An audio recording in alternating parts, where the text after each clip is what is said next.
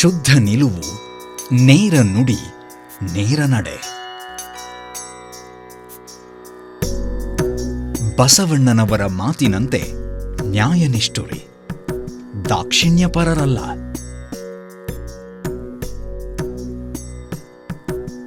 ಯಾರದ್ದೇ ನಿಷ್ಠುರಕ್ಕೆ ಕಾರಣವಾಗುವುದೆಂದು ಅವರು ಎಂದೂ ಸತ್ಯವನ್ನು ಮುಚ್ಚಿಟ್ಟವರಲ್ಲ, ಅಥವಾ ಸುಳ್ಳಿಗೆ ಸತ್ಯದ ಮುಖವಾಡ ತೊಡಿಸಿದವರಲ್ಲ.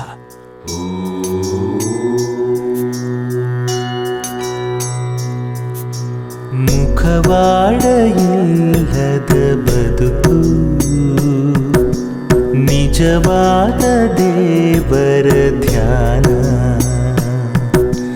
ಮುಖವಾಡ ಇಲ್ಲದ ಬದುಕು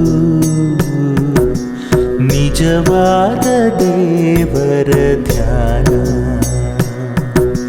ತಿಳಿ ನೀರ ಮೇಲೆ ನಡೆದಂತೆ ಮಗುವೊಂದು ಗೀಚಿ ಬರೆದಂತೆ ಮನಸ್ಸಿನ ದೇವಿಗೆ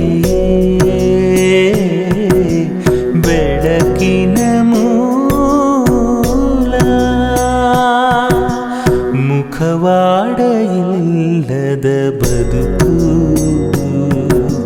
ನಿಜವಾದ ದೇವರ ಧ್ಯಾನ.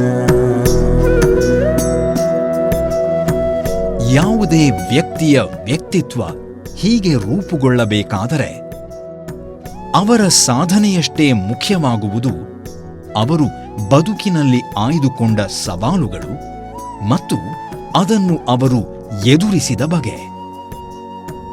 ಹಾಗೆ ಹೋರಾಟಗಳಿಂದಲೇ ರೂಪುಗೊಂಡ ಈ ಬೆಂಕಿಯ ಕಿಡಿ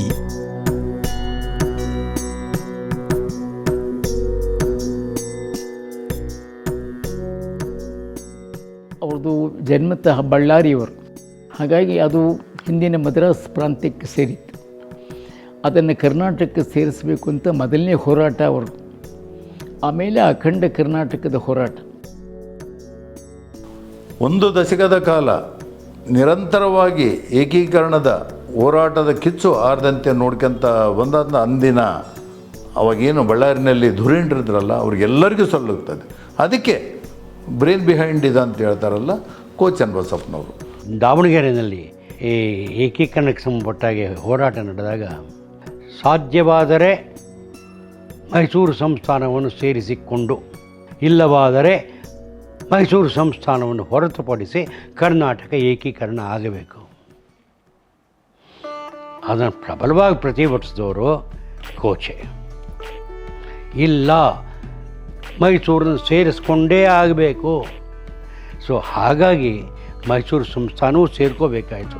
ಇಲ್ಲಿನ ಮೈಸೂರು ಸಂಸ್ಥಾನ ಸುಲಭವಾಗಿ ಸೇರ್ಕೋತಿರಲಿಲ್ಲ. ಯಾಕೆಂದರೆ ಆವತ್ತಿಗೆ ಇಡೀ ಏಕೀಕರಣ ಚರಿತ್ರೆಯಲ್ಲಿ ಸರಿಯಾಗಿ ದಾಖಲೆ ಆಗಿಲ್ಲ. ಅವ್ರನ್ನ ವಾರ್ಹಾರ್ಸ್ ಅಂತ ಕರೀತಾರೆ ಚನ್ನಬಸಪ್ಪನ, ಯುದ್ಧದ ಕುದುರೆ. ಅವ್ರನ್ನ ಏಕೀಕರಣದ ಚರಿತ್ರೆಯೇ ಯುದ್ಧದ ಕುದುರೆ. ಅಕರಾನಿ ಪರಿಷತ್ತು ಅಂತ ಒಂದು ಆಗಬೇಕಾಯಿತು. ಅದು ಕಾಂಗ್ರೆಸ್ ಸೇರದ ಒಂದು ಸಂಘಟನೆ. ಅಖಂಡ ಕರ್ನಾಟಕ ರಾಜ್ಯ ನಿರ್ಮಾಣ ಪರಿಷತ್ತು ಅಂತ ಮಾಡಿಕೊಂಡ್ರು. ಅದಕ್ಕೆ ಬೆಂಬಲವಾಗಿ ಇವರೆಲ್ಲರೂ ಇದ್ದರು. ಮತ್ತು ಭಾಳ ಮುಖ್ಯವಾಗಿ ಧರ್ ಆಯೋಗದ ವರದಿ ಬಂದಾಗ ಮತ್ತು ವಾಂಚೋ ಆಯೋಗದ ವರದಿ ಬಂದಾಗ ಹೋರಾಟ ಮಾಡಿದವರು ನಮ್ಮ ಕೋಚೆ ಮತ್ತು ಅವರ ಬೆಂಬಲಿಗರು. ಹೇಳ್ತಾ ಇದ್ದರು ಅವ್ರು ನನಗೆ, ಈ ಕರ್ನಾಟಕ ಏಕೀಕರಣ ಸಂಬಂಧ ನಾನು ಜವಾಹರ್ಲಾಲ್ ನೆಹರು 4 ಸಲ ಭೇಟಿಯಾಗಿ ಅವನ್ನೆಲ್ಲ ವಕಾಲತ್ತು ಎಲ್ಲ ಡೀಟೇಲ್ಸ್ ಆಗಿ ನಾನು ಕೊಟ್ಟಿದ್ದೇನೆ ಅಂತ ಹೇಳ್ತಾ ಇದ್ರು. ಆದರೆ ನೆಹರು ಸುಲಭವಾಗಿ ಒಪ್ಕೋತಿರಲಿಲ್ಲ. ಯಾಕೆಂದ್ರೆ ನೆಹರುಗೆ ನಮ್ಮ ಮೈಸೂರು ಸಂಸ್ಥಾನದ ಅರಸರ ಬಗ್ಗೆ, ರಾಜರ ಬಗ್ಗೆ ಅಷ್ಟೊಂದು ಒಳ್ಳೆಯ ಇದಿರಲಿಲ್ಲ.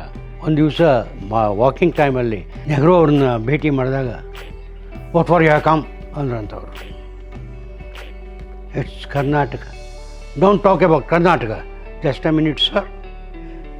ಅದರಲ್ಲಿ ನಮ್ಮ ಶ್ರೀರಂಗರು ಅವರು ಏಕೀಕರಣ ಆಗೋದ್ರಿಂದ ಏನೇನು ಅನುಕೂಲಗಳಾಗುತ್ತೆ ಅದನ್ನು ಬ್ರೀಫ್ ಮಾಡಿದಂತೆ ತಕ್ಷಣ Nehru, today it will be taken in the steering committee. So ಹಾಗೆ ಅವಕಾಶಗಳು ಸಿಕ್ಕಿದ್ದು ಅವ್ರಿಗೆ. ಸೊ ಇಂಥ ಅವಕಾಶಗಳನ್ನ ಕಲ್ಪಿಸ್ಕೊಡೋದ್ರಲ್ಲಿ ನಮ್ಮ ಇವ್ರದ್ದು ಪಾತ್ರಗಳು ತುಂಬಾ ಇತ್ತು. ಕರ್ನಾಟಕ ಏಕೀಕರಣಕ್ಕೆ ಕಾರಣೀಭೂತವಾಗಿರ್ತಕ್ಕಂಥದ್ದೇ ಬಳ್ಳಾರಿ.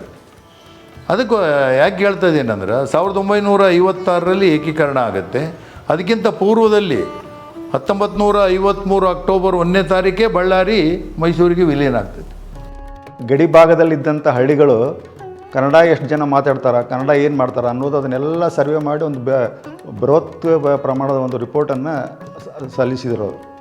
ಆಂಧ್ರಕ್ಕೆ ತೆಲುಗು ಭಾಷಿಕ ಪ್ರದೇಶಗಳು ಸೇರಬೇಕು ಅನ್ನೋ ಒತ್ತಾಸೆ ತೀವ್ರವಾಗಿದ್ದಾಗಲೇ ಚನ್ನಬಸಪ್ಪನವರು ತಮ್ಮ ಗೆಳೆಯರ ಮೂಲಕ ಜನರನ್ನು ಸಂಘಟನೆ ಮಾಡಿ ಬಳ್ಳಾರಿಯಲ್ಲಿ ಕನ್ನಡಿಗರು ಜಾಸ್ತಿ ಇರೋದಿದ್ದಾರೆ, ಅವರು ಆಗಿನ ಮೈಸೂರು ಸಂಸ್ಥಾನಕ್ಕೆ ಸೇರಬೇಕು ಅಂತ ಹೋರಾಟವನ್ನು ಆರಂಭ ಮಾಡ್ತಾರೆ. ಒಂದೇ ಮನೆಯಲ್ಲಿ ಅವರ ತುಂಬ ಆತ್ಮೀಯ ಗೆಳೆಯರೊಬ್ಬರಿದ್ದರು, ಭೀಮಪ್ಪ ಚೆಟ್ಟಿ ಅಂತ. ಅವರು ಬಳ್ಳಾರಿ ಆಂಧ್ರಕ್ಕೆ ಸೇರಬೇಕು ಅಂತ, ನಮ್ಮ ತಂದೆ ಬಳ್ಳಾರಿ ಕರ್ನಾಟಕಕ್ಕೆ ಸೇರಬೇಕು ಅಂತ. 2 ಮನೆ ಮಧ್ಯದಲ್ಲಿ ಒಂದು ಬಾಗಿಲಿದ್ದಿದ್ದು ಕ್ಲೋಸ್ ಮಾಡಿ 2 ಮನೆ ಮಾಡಿದ್ದಾರೆ. ಬೆಂಕಿ ಹಚ್ಚಿದ್ದು ಆ ಕಪ್ಪುದು ನನಗೆ ಬೆಂಕಿ ಹಚ್ಚಿದ್ರಲ್ಲ ಮನೆಗೆ, ಅದೊಂದು ಸ್ವಲ್ಪ ನೆನಪು ನನಗೆ. ಎಲ್ಲರೂ ಬೇಗ ಹೊರಗಡೆ ಬಂದಿದ್ದು, ಬೆಂಕಿ ಹಚ್ಚೋದ್ರಿಂದ ಹಿಡಿದು ಆಮೇಲೆ ಆ್ಯಕ್ಚುಲಾಗಿ ಮನುಷ್ಯರು ಇದನ್ನು ಹೊಲಸು ತೊಗೊಂಬಂದು ಹೊಸ್ಲಿಗೆ ಹಾಕ್ಬಿಡೋದು. ಆಮೇಲೆ ಅವ್ರಿಗೆ ಆ್ಯಕ್ಚುಲಾಗಿ ಅದು ಥ್ರೆಟ್ ಇತ್ತು, ಪ್ರೊಟೆಕ್ಷನ್ ಕೊಡ್ತೀವಿ ಅಂದರೆ ಅದು ಬೇಡವೇ ಬೇಡ ಅಂತ ನಮ್ಮ ತಂದೆ. ಅವರು 8ನೇ ಕ್ಲಾಸ್ ಓದುವಾಗ ಬಳ್ಳಾರಿಯಿಂದ ಹಳ್ಳಿಗೆ ಹೋಗಲಿಕ್ಕೆ ನಮ್ಮ ತಾತ ಅವರಿಗೆ ಒಂದು ಕಾಗದ ಬರೆದಿದ್ರಂತೆ. ನಾನು ಇಂಥ ಹೊತ್ತಿನಲ್ಲಿ ಈ ಬಸ್ಸಿಗೆ ಬರ್ತೀನಿ, ದಯವಿಟ್ಟು ಎತ್ತಿನ ಗಾಡಿ ಕಳಿಸಿ ಅಂತ. ಅಲ್ಲಿ ಇಳಿದು ಅಲ್ಲಿಂದ 18 ಮೈಲ್ ಅವ್ರ ಹಳ್ಳಿಗೆ. ಸೊ ಇನ್ನು ಗಾಡಿ ಬರುತ್ತೆ ಅಂದ್ಬಿಟ್ಟು ಅವ್ರು ನಡ್ಕೊಂಡು ಹೋಗಿ ರಾತ್ರಿ ಎಲ್ಲ ದಟ್ಟವಾದ ಕಾಡಲ್ಲಿ ನಡೆದು ಅವ್ರ ಹಳ್ಳಿಗೆ ತಲುಪಿದ್ರು. ಸೊ ಆಮೇಲೆ 3 ದಿವಸ ಆದಮೇಲೆ ಪೋಸ್ಟ್ಮ್ಯಾನ್ ಅವ್ರ ಕೈಗೆ ಲೆಟ್ರ್ ಕೊಟ್ಟಿದ್ದಾರೆ. ಸೊ ಇವರು ತುಂಬ ಬೇಜಾರಾಗಿ ಪೋಸ್ಟ್ ಮಾಸ್ಟರ್ ಜನರಲ್, ಅವಾಗ ಮಡ್ರಾಸ್ ಪ್ರೆಸಿಡೆನ್ಸಿಯಲ್ಲಿತ್ತಂತ, ಈ ಥರ ಕರೆಕ್ಟ್ ಟೈಮ್ಗೆ ಪೋಸ್ಟ್ಮ್ಯಾನ್ ನನಗೆ ಲೆಟ್ರ್ ಡೆಲಿವರಿ ಮಾಡಿಲ್ಲ, ಇದರಿಂದಾಗಿ ನನಗೆ ಇಷ್ಟು ಕಷ್ಟ ಆಯಿತು ಅಂತ ಒಂದು ಲೆಟ್ರ್ ಬರ್ತಿದೆ. Government took that complaint so seriously, they conducted an enquiry and the postman was found guilty and he was suspended. So ಇವರು to fight for a right cause started when he was very young. 20ನೇ ಶತಮಾನದಲ್ಲಿ ನಡೆದಂಥ ಬಹುಮುಖ್ಯವಾದಂಥ ಚಳುವಳಿಗಳಲ್ಲೆಲ್ಲ ಕೋ ಚನ್ನಬಸಪ್ಪನವರು ನೇರವಾಗಿ ಭಾಗವಹಿಸಿದ್ರು. ನಾವೆಲ್ಲ ಗೋಕಾಕ್ ಚಳುವಳಿಯಲ್ಲಿ ಹೋರಾಟಗಳಲ್ಲಿ ನಿರತರಾಗಿದ್ವಿ. ಪೊಲೀಸ್ನವರು ನನ್ನ ಜೊತೆ ಇದ್ದ ಚಿದಾನಂದ ಮೂರ್ತಿಗಳನ್ನು ಏನೋ ಅಂದರು. ನಂಗೆ ಸಿಟ್ಟು ಬಂದ್ಬಿಟ್ಟು, ಏನು ರೀ ಯಾರ ಹತ್ರ ಮಾತಾಡ್ತೀರಿ, ಏನು ಮಾತಾಡ್ತಿದ್ದೀರಿ ನೀವು ಅಂತ ರೇಗ್ಬಿಟ್ಟೆ ನಾನು. ಅಷ್ಟೇ ಸಾಕಾಗಿತ್ತು ಅವ್ರಿಗೆ. ನಾವು 3 ಜನ ಇದ್ವಲ್ಲ, ತಕ್ಷಣ ಅರೆಸ್ಟ್ ಮಾಡಿದರು. ಮೊದಲು ವ್ಯಾನ್ ಹತ್ತಿದ್ದು ನಾನು ಮತ್ತು ಶ್ರೀರಂಗರು, ನಾನು ಹಿಂದೆ ಕೋಚೆ. ಮೈಸೂರಿಗೆ ವಿಲೀನ ಆದಮೇಲೆ ಕೂಡ 55ರಲ್ಲಿ ತುಂಗಭದ್ರಾ ಡ್ಯಾಮ್ ಕಟ್ಟಿರ್ತಾರಲ್ಲ, ತುಂಗಭದ್ರಾ ಡ್ಯಾಮಿನ ಪ್ರದೇಶನ ಎಲ್ಲನೂ ಆಂಧ್ರಕ್ಕೆ ಸೇರಿಸ್ಬೇಕಂತ ಮತ್ತೆ ಒಂದು ವರದಿ ಕೊಡ್ತಾರೆ. ಆಗ ಇವರು ರಾಜಕೀಯಕ್ಕೆ ಹೋಗೋ ಹಾಗಿರಲಿಲ್ಲ. ಅದಕ್ಕೋಸ್ಕರ ಬಳ್ಳಾರಿಯಲ್ಲೇ ಒಂದು ಕಚೇರಿ ಥರ ಮಾಡಿಕೊಂಡು ಅದಕ್ಕೆ ಬೇರೆ ಬೇರೆಯವರನ್ನು ಸ್ವಯಂ ಸೇವಕರನ್ನು ನೇಮಿಸಿ ಇಂಥ ತಂಡ ಇವತ್ತು ಹೋಗಬೇಕು. ಅವ್ರ ಕೆಲಸ ಏನು, ತುಂಗಭದ್ರಾ ನದಿಯ ದಂಡೆ ಐತೆಲ್ಲ, ಕಾಲುವೆ ಐತೆಲ್ಲ, ಆ ಕಾಲುವೆಗೆ ಹೋಗಿ ಅಲ್ಲಿನ ಮಣ್ಣನ್ನು ತಗೊಂಡು ಮೈಸೂರು ಸಂಸ್ಥಾನದ ಕಡೆಗೆ ಹಾಕಬೇಕು ಅಷ್ಟೇ. ಕಾವೇರಿ ಬಗ್ಗೆ ತುಂಬ ಅಪಾರವಾದ ಜ್ಞಾನ ಇತ್ತು. ಕಾವೇರಿ ಬಗ್ಗೆ ಏನಾದರೂ ಒಂದು ಹೋರಾಟ ಆಗಬೇಕು, ಅದರ ಬಗ್ಗೆ ತಿಳುವಳಿಕೆ ಬೇಕು ಅಂದಾಗ ಎಲ್ಲ ಪೊಲಿಟಿಕಲ್ ಪಾರ್ಟೀಸು ನಮ್ಮ ತಂದೆಯನ್ನು ಕೇಳ್ತಾಯಿದ್ರು. 1922 ಫೆಬ್ರವರಿ 27ರಂದು ಬಳ್ಳಾರಿ ಜಿಲ್ಲೆಯ ಕೂಡ್ಲಿಗಿ ತಾಲೂಕಿನ ಕಾನಾಮಡುಗು ಸಮೀಪದ ಆಲೂರಿನಲ್ಲಿ ಕೋಣನ ವೀರಣ್ಣ ಮತ್ತು ಬಸಮ್ಮ ಅವರ ಮಗನಾಗಿ ಜನಿಸಿದ ಕೋ ಚೆನ್ನಬಸಪ್ಪನವರು ಕಾನಾಮಡುಗು ಹಳ್ಳಿಯಲ್ಲಿ ಪ್ರೈಮರಿ ಮತ್ತು ಮಾಧ್ಯಮಿಕ ವಿದ್ಯಾಭ್ಯಾಸ ನಡೆಸಿದರೆ, ಪ್ರೌಢಶಾಲೆಗಾಗಿ ಬಳ್ಳಾರಿಗೆ ಬಂದರೆ ಕಾಲೇಜು ಕಲಿತಿದ್ದು ಆಂಧ್ರದ ಅನಂತಪುರದಲ್ಲಿ, ಬೆಳಗಾವಿಯಲ್ಲಿ ಕಾನೂನು ವಿದ್ಯಾಭ್ಯಾಸ ಮಾಡುತ್ತಾರೆ. BA ಹೋಗ್ಬೇಕಾದ್ರೆ ಅನಂತಪುರದಲ್ಲಿ ಅವರೇ ಫೈನಲ್ ಇಯರ್ ಇದ್ದಾಗ ಅವರೇ ಒಂದು ನಾಟಕ ಬರೆದು ಅವರೇ ನಾಟಕ ಆಡಿದ್ರಂತ. ಶ್ರೀ ರಾಮಕೃಷ್ಣ ಲೀಲಾ ನಾಟಕಂ ಅನ್ನುವಂತಹ ನಾಟಕ. ಅದರಲ್ಲಿ ಅವರು ರಾಮಕೃಷ್ಣ ಪರಮಹಂಸರ ಪಾತ್ರವನ್ನು ಕೂಡ ಅವರು ಅಭಿನಯಿಸಿದ್ದು ಕೂಡ ನಮಗೆ ತುಂಬ ಅಚ್ಚರಿ ಹುಟ್ಟಿಸುವಂಥದ್ದು. ಅವಾಗ ಅವರು ಅಲ್ಲೆಲ್ಲ ಪ್ರಿನ್ಸಿಪಾಲ್ರೆಲ್ಲ ಕೇಳ್ತಾರಂತೆ, ನಿಮ್ಮ ಮನೆಯಲ್ಲಿ ಯಾರಾದರೂ ನಿಮ್ಮ ತಂದೆ ಆಗಲಿ ನಿಮ್ಮ ಮುತ್ತಾತ ಆಗಲಿ ಯಾರಾದರೂ ಸಾಹಿತಿಗಳಿದ್ದಾರಾ ಅಂತ ಹೇಳಲ್ಲ ಕೇಳಿದರು. ಅಕಸ್ಮಾತಾಗಿ ಅದು ಒಂದು ಸರಸ್ವತಿ ನನಗೆ ಒಲ್ದಿದ್ದು ಅಂತ ಹೇಳ್ತಾ ಇದ್ರು ಅವರು. ಅವರು ವಿದ್ಯಾರ್ಥಿಯಾಗಿದ್ದಾಗ ಚಲೇಜಾವ್ ಚಳವಳಿಯಲ್ಲಿ ಅವರು ಬಂಧನಕ್ಕೆ ಒಳಗಾಗ್ತಾರೆ. ಜೈಲಿಗೆ, ವೆಲ್ಲೂರು ಜೈಲಿಗೆ ಅವ್ರನ್ನ ಹಾಕ್ತಾರೆ. ಜೈಲಿನಲ್ಲಿದ್ದಾಗನೇ ಸ್ವಾಮಿ ವಿವೇಕಾನಂದ ಅವರ ಪಾತ್ರಗಳನ್ನು ಎಲ್ಲ ಕನ್ನಡಕ್ಕೆ ಅನುವಾದ ಮಾಡ್ತಾರೆ.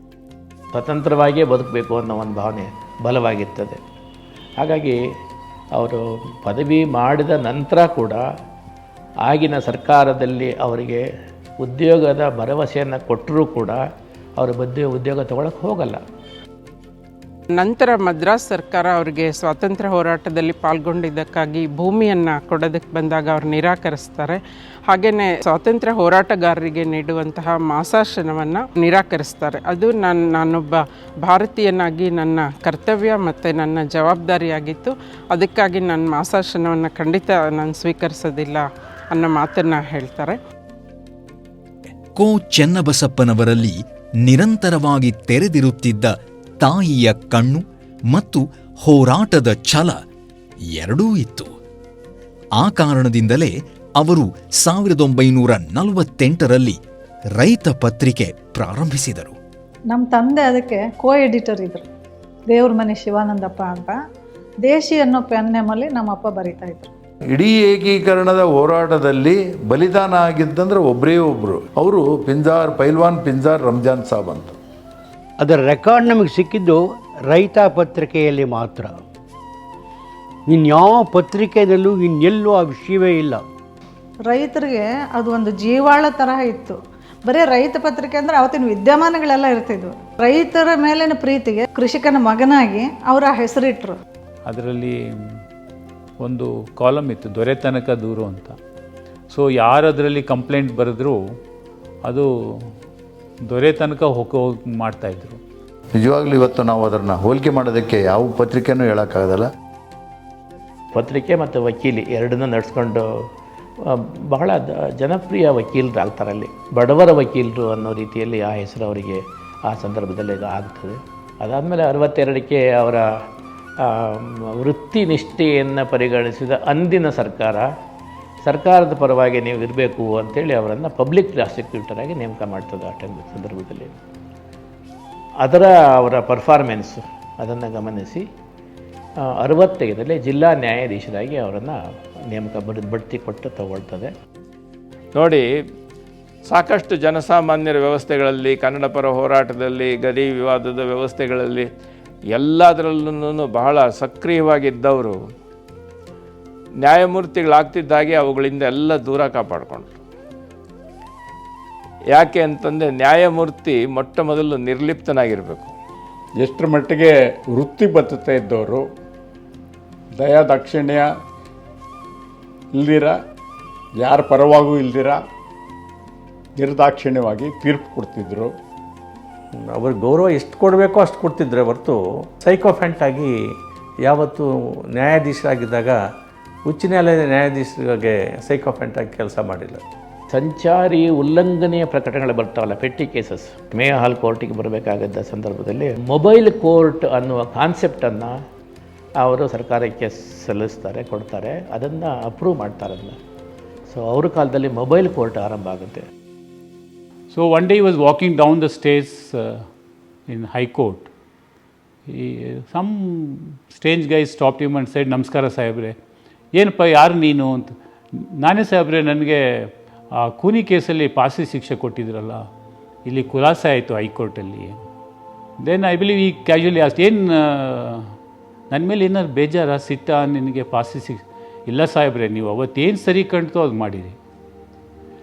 So if a criminal can say that to a judge who had sentenced him to death, to acknowledge that he did his job sincerely, speaks a lot about his character and his integrity and honesty. Mangaluru ವಕೀಲರು ಹೇಳ್ತಾರೆ, ಅಲ್ಲಿ ಇವರು ಸೇವೆಯಲ್ಲಿದ್ದಾಗ ಒಬ್ಬ ಸೇವೆಯಲ್ಲಿದ್ದ ಜವಾನ ತೀರೋದಂತೆ. ಆಗ ಚನ್ನಬಸಪ್ಪನವರು ತಾವೇ ಖುದ್ದಾಗ ಹೋಗಿ ಅವ್ರಿಗೆ ಸಾಂತ್ವನ ಹೇಳಿ ಅವ್ರ ಮನೆಯವರಿಗೆಲ್ಲ, ಮತ್ತು ಅವರಿಗೆ ಪರಿಹಾರ ನಿಧಿಯನ್ನು ಅನೇಕ ಜನಗಳಿಂದ ಸಂಗ್ರಹಿಸಿ ಅದನ್ನು ಅವ್ರಿಗೆ ತಲುಪಿಸಿದ್ರಂತೆ. ಇಂಥ ಕಾರ್ಯಗಳೆಲ್ಲ ಯಾವ ನ್ಯಾಯಾಧೀಶನೂ ಮಾಡಿರಲಿಲ್ಲ ಅಲ್ಲಿ. ಅದರಿಂದ ಅವರಿಗೆ ಬೀಳ್ಕೊಡುಗೆ ಸಮಾರಂಭ ಮತ್ತು ಔತಣಕೂಟ ಏರ್ಪಡಿಸಿದ್ರಂತೆ. ಅದುವರೆಗೂ ಯಾವ ನ್ಯಾಯಾಧೀಶರಿಗೂ ಅವರು ಮಾಡಿರಲಿಲ್ಲಂತೆ. ಆದರೆ ಇವರಿಗೆ ಚನ್ನಬಸಪ್ಪನವರಿಗೆ ಅವರು ಹೋದಾಗಿದ್ದ ರೆಪ್ಯುಟೇಷನ್ನೇ ಬೇರೆ, ಅವರಲ್ಲಿಂದ ವರ್ಗಾವಣೆ ಆಗಿ ಹೋಗೋ ಟೈಮ್ಗೆ ಇದ್ದ ರೆಪ್ಯುಟೇಷನ್ನೇ ಬೇರೆ. ಅವರು ತೀರ್ಪುಗಳನ್ನು ಕೂಡ ಕನ್ನಡದಲ್ಲಿ ಬರೆದವರು. ಅನಕ್ಷರಸ್ಥರು ಮತ್ತು ತೀರಾ ಹಳ್ಳಿಗಿಲ್ಲಿಯಿಂದ ಬಂದವರು ಕೋರ್ಟಲ್ಲಿ ಪಡೋ ಅವಸ್ಥೆ ನಾವು ನೋಡಿದ್ದೀವಿ. ಆದರೆ ಒಂದು ದಿನಾನೂ ಆ ಥರ ಕಷ್ಟ ಕೊಡದಲ್ಲೇ ತಾವೇ ತೀರ್ಪನ್ನೇ ಕನ್ನಡದಲ್ಲಿ ಬರೆದಂಥ ದೊಡ್ಡ ಮನುಷ್ಯ. ಡಿಸ್ಟ್ರಿಕ್ಟ್ ಜಡ್ಜ್ ಆದಮೇಲೆ ಎಲ್ಲ ಕಂಟ್ರೋಲ್ ಆಗೋಗ್ಬಿಡ್ತು ಅವ್ರಿಗೆ. ಅಂದರೆ ಬೇರೆ ವಿಚಾರಗಳಲ್ಲಿ ಮಾತಾಡೋದು ಸ್ವಲ್ಪ ಅವ್ರಿಗೆ ಕಷ್ಟ ಆಯಿತು, ಹಿಡಿದಿಟ್ಟಂಗೆ ಆಯಿತು ಅವರಿಗೆ. ಎಮರ್ಜೆನ್ಸಿ ಟೈಮಲ್ಲಂತೂ ಪೂರ್ತಿ ಕಷ್ಟ ಆಯಿತು ಅವರಿಗೆ. ಜಿಲ್ಲಾ ನ್ಯಾಯಾಧೀಶರಾಗಿ ರಿಟೈರ್ ಆದವರು ಹೈಕೋರ್ಟ್ನಲ್ಲಿ ಪ್ರಾಕ್ಟೀಸ್ ಆಗಿ ಅದನ್ನೇ ಶ್ರೇಯಸ್ ಕಂಡವರು ಭಾಳ ವಿರಳ. ಆದರೆ ಇವರು ಭಾಳ ಶ್ರೇಯಸ್ಸು ಕಾಣ್ತಾರೆ. ಹೈಕೋರ್ಟಲ್ಲಿ ಇವರು ಎಂಟ್ರಾದರೆ ಆ್ಯಕ್ಚುಲಿ ಜಡ್ಜ್ ಬಂದಾಗ ಎಲ್ಲರೂ ನಿಂತ್ಕೊಳ್ತಾರಲ್ಲ, ಇವ್ರು ಎಂಟ್ರಾದರೆ ಇನ್ಕ್ಲೂಡಿಂಗ್ ಗೋಪಾಲ್ ಗೌಡರು ಜಡ್ಜ್ ಇದ್ದಿದ್ದು, ಅವ್ರ ಸಮೇತ ಎಲ್ಲರೂ ನಿಂತ್ಕೊಳ್ಳೋರು. ಸೊ ಪಿನ್ ಡ್ರಾಪ್ಸ್ ಅವರು ಮುಂಚೆನೇ ಎಲ್ರಿಗೂ ಹೇಳೋರು, ಇವ್ರು ಆರ್ಗ್ಯುಮೆಂಟ್ ಶುರು ಮಾಡೋಕ್ಕಿಂತ ಮುಂಚೆ ಪಿನ್ ಡ್ರಾಪ್ ಸೈಲೆನ್ಸ್ ಇರಬೇಕು, ಅವರು ಮಾತಾಡೋದು ಎಲ್ಲರೂ ಕೇಳಿಸ್ಕೋಬೇಕು ಫಸ್ಟು ಅಂತ. ನಮ್ಮ ಸೀನಿಯರು ಭಾಳ ಶಿಸ್ತಿನ ಸಿಪಾಯಿನೇ. ಕರೆಕ್ಟಾಗಿ ನಾನು ಬೆಳಗ್ಗೆ 8:30 ಹೋಗಬೇಕಾಗಿತ್ತು. 8:30 ಹೋಗೋ ಹೊತ್ತಿನಲ್ಲಿ ಸ್ವಲ್ಪ ಏನಾದರೂ ಹೆಚ್ಚು ಕಮ್ಮಿ ಆಯಿತು ಅಂದರೆ ಯಾಕೆ ಲೇಟಾಗಿ ಬಂದೆ ಅಂತ ಎಂದೂ ಕೇಳಿಲ್ಲ. ಅವ್ರು ಕೇಳ್ತಾ ಇದ್ದು ಸಮಯ ಎಷ್ಟಾಯ್ತಮ್ಮ ಅಂತ. ಎಂಥ ಕಟ್ಟಲೆಗಳನ್ನು ಕೈಗೆ ತೆಗೆದುಕೊಳ್ತಿದ್ರು ಅಂತ ಹೇಳಿದ್ರೆ, ಸಮಾಜಕ್ಕೆ ಆಘಾತ ಆಗಿರ್ತಕ್ಕಂತಹ ಕಟ್ಟಲೆಗಳು, ಸಾರ್ವಜನಿಕ ಹಿತಾಸಕ್ತಿಯ ಕಟ್ಟಲೆಗಳು, ಇಂಥವನ್ನೆಲ್ಲ ಹಿರಿಯ ವಕೀಲರಾಗಿ ಅವರೇನೇ ತಯಾರಿ ಮಾಡಿ ನ್ಯಾಯಾಲಯದಲ್ಲಿ ಹಾಕಿ ಅದನ್ನು ವಾದ ಮಂಡಿಸ್ತಾಯಿದ್ರು. ನನ್ನ ಪ್ರಕಾರ ಅವರು ಆರ್ಗ್ಯುಮೆಂಟ್ ಶುರು ಮಾಡಿದ್ರು ಅಂತ ಹೇಳಿದ್ರೆ ಅದರಲ್ಲಿ ಏನೋ ಒಂದು ಸತ್ವ ಅಡಗಿದೆ ಅಂತ ಜಡ್ಜಸ್ಗೆ ಅನ್ನಿಸ್ತಾ ಇತ್ತು. When I finished my law and I joined a senior lawyer, and he also used to tell me when he had no work for me, and if he heard in the bar that Mr. Channabasappa was arguing the case and all, that I should go and sit there and listen to him. But when I met him, I really understood what a lawyer can be and how it should be. And there are many things which I followed Mr. Channabasappa after hearing him arguing the cases in the High Court. ಜೀವನದಲ್ಲಿ ಅನುಭವ ಮತ್ತು ಅನುಭವ ಎರಡೂ ಗಳಿಸ್ಕೋಬೇಕು ಅನ್ನೋದಕ್ಕೆ ಅವರು ನನಗೆ ಕಾರಣಕರ್ತರಾಗಿದ್ದರು. ಕೋರ್ಟ್ನಲ್ಲೂ ಅಷ್ಟೇ ಯಾವುದೇ ಒಂದು ಕೇಸ್ಗೆ ನಾನು ಅವ್ರಿಗೆ ಜೊತೆಯಲ್ಲಿ ಅಸಿಸ್ಟ್ ಮಾಡಬೇಕಾದ್ರೆ ಆಗಲಿ ಅಥವಾ ನಾನೇ ಆರ್ಗ್ಯುಮೆಂಟ್ಸ್ ಮಾಡಬೇಕಾದ್ರೆ ಆಗಲಿ ಹೇಳ್ತಾಯಿದ್ರು, ಪುಸ್ತಕ ಇಲ್ದಿದ್ರೆ ಕೋರ್ಟ್ ಹಾಲ್ಗೆ ಹೋಗಬೇಡಿ ನೀವು. ಇವನ್ ಒಂದೊಂದು ದಿನ ಕನ್ನಡದಲ್ಲೇ ವಾದ ಮಾಡೋರು. ಆ ಕನ್ನಡ ವಾದ ಮಾಡಬೇಕಾದ್ರೆ ಒಂದು ಪದನೂ ಇಂಗ್ಲೀಷ್ ಯೂಸ್ ಮಾಡ್ತಿರ್ಲಿಲ್ಲ. ಇಂಗ್ಲೀಷಲ್ಲಿ ವಾದ ಮಾಡೋಕ್ಕೆ ಶುರು ಪೂರ್ತಿ ಇಂಗ್ಲೀಷೇ ಇರೋದು, ಅದರಲ್ಲಿ ಒಂದು ಕನ್ನಡ ಪದ ಇರ್ತಿರ್ಲಿಲ್ಲ. I think his interpretation of law was more based on the concern for betterment of society. Society should boycott people who commit crimes or social evils. ಈ ಕಾನೂನಿಗೆ ಸಂಬಂಧಪಟ್ಟಂಥ ಬಹುದೊಡ್ಡ ವಿದ್ವಾಂಸರು. ಯಾವುದೇ ವಿಚಾರದ ಬಗ್ಗೆ ಅವರ ಅಭಿಪ್ರಾಯವನ್ನು ಕೇಳಿದರೆ ಭಾಳ ಚೆನ್ನಾಗಿ ವಿವರಿಸಿ ಹೇಳೋರು. ನಮ್ಮ Indian system of administration justice ಭಿನ್ನವಾಗಿದೆ. ಅವರು ಈ Anglo system of administration of ಜಸ್ಟಿಸ್ನಲ್ಲಿ ಪ್ರತಿಯೊಂದನ್ನು ಕೋರ್ಟ್ ನ್ಯಾಯಾಲಯಗಳಲ್ಲಿ ಪರಿಷ್ಕರಿಸಬೇಕು ಅಂತ. ಇತ್ತೀಚೆಗೆ ಅಲ್ಲಿ ಕೂಡ ಬಂದಿದೆ, ನೀವೇ ಅದಕ್ಕೆ ಕನ್ಸಿಲಿಯೇಷನ್ ಮೆಥಡ್ ಮಾಡಿರಿ ಅಂತ ಮಾಡ್ತಾರೆ. ಈ ಮೆಥಡ್ ಏನಿದೆಯಲ್ಲ ನಮ್ಮ ದೇಶದಲ್ಲಿ ಹಿಂದೆ ಪಂಚಾಯತ್ಗಳಿದ್ದಾಗ ಹಿರಿಯರು ಅಂತ ಇರ್ತಿದ್ರು, ಅವ್ರ ಮುಂದೆ ಈ ಸಣ್ಣ ಪುಟ್ಟ ವ್ಯಾಜ್ಯಗಳನ್ನಾಗಲಿ ಅವರು ಎಲೆಕ್ಷನ್ ಪೆಟಿಷನ್ಗಳನ್ನು ನಿರೂಪಿಸೋದರಲ್ಲಿ ತಯಾರಿಸೋದ್ರಲ್ಲಿ ನಿಪುಣರಾಗಿದ್ದರು. ಕೋರ್ಟ್ಗೆ ಹೋದರು ಅಂದರೆ ನಾನು ಮೂರನೇ ಹೋಗಿದ್ದೀನಿ ಅವ್ರ ಜೊತೆ, ಯಾಕಂದರೆ ನಾನು ಬುಕ್ಸೆಲ್ಲ ತೊಗೊಂಡು ಕಾರ್ಡ್ ಇಡಬೇಕು ಹೋಗಿದ್ದೀನಿ 3-4 ಸಲ. ಅಲ್ಲಿ ಅವ್ರು ಬಂದರು ಅಂದ್ರೇ ಪೀಪಲ್ ಯೂಸ್ ಟು ಒಂಥರ ಸಡನ್ಲಿ ದೇ ಇಷ್ಟು ಏನೋ ಭುಜ ಇದ್ರು ಹಿಂಗೆ ಆಗ್ಬಿಡೋ ಸರ್ ಬಂದರು ಅಂತ.